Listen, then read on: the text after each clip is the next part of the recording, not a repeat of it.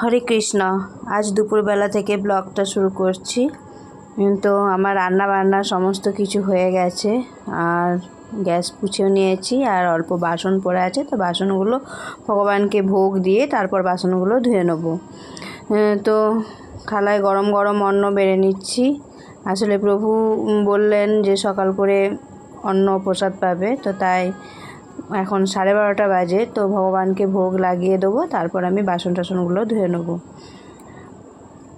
তো গরম গরম অন্ন থালায় বেড়ে নিলাম, তারপর এক এক করে সমস্ত সবজিগুলোকে থালার মধ্যে সাজিয়ে নেব। তো আজ করেছিলাম বেগুন ভাজা। তো গোল গোল করে বেগুন ভেজেছি, তো সেই বেগুন দুটো ভাজা নিয়ে নিচ্ছি থালার মধ্যে। আর নিয়ে নেব কুঁদরি ভাজা। তো আর নেব করলা আলু সেদ্ধ করে মেখেছিলাম কাঁচা লঙ্কা কাঁচা তেল দিয়ে, তো সেটাই থালার মধ্যে নিয়ে নিলাম। আর নিলাম ঝিঙে আলুই পোস্ত, আর করেছিলাম আম দিয়ে মুগের ডাল। তো এই গরমের দিনে আম ডালটা খুব ভালো লাগে, তো তাই পোস্ত আম ডাল নিয়ে নিলাম থালার মধ্যে। আর নেবো বাটিতে 1 বাটি দই। দইটা আমি বাড়িতেই বসাই, টক দই। তো টক দইটার মধ্যে চিনি মিশিয়ে রেখেছিলাম, তো সেটাই আমি বাটির মধ্যে নিয়ে নিলাম। আর নিয়ে নেবো 1 গ্লাস জল।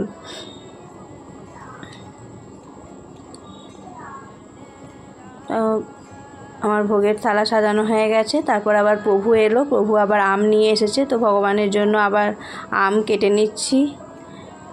তো ভগবানের তো আম খুব প্রিয়, তো আম কেটে নিচ্ছি। ভগবানকে অন্নের সঙ্গে থালার মধ্যে সাজিয়ে দেবো আম।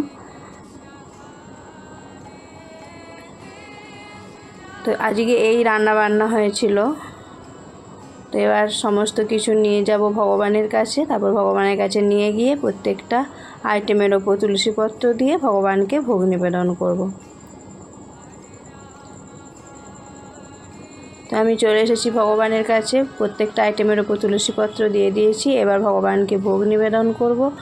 ততক্ষণ তোমরা একটু রাধা মাধবকে দর্শন করে নাও। এই যে রাধা মাধব, গোপাল, রাধারানী, জগন্নাথ, দামোদর ভগবান আর গোপীনাথ, সঙ্গে রয়েছেন গুরুদেব, গুরু পরম্পরা, সর্বস্বামী।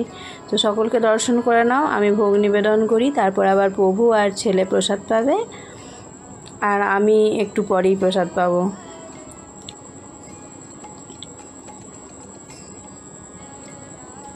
আমার ভোগ নিবেদন হয়ে গেছে। এই যে ছেলে আর প্রভু প্রসাদ পেতে বসে গেছে। তো আজ এ পর্যন্তই। হরে কৃষ্ণ। শ্রীল প্রভুপাদ কি জয়। হরি বল।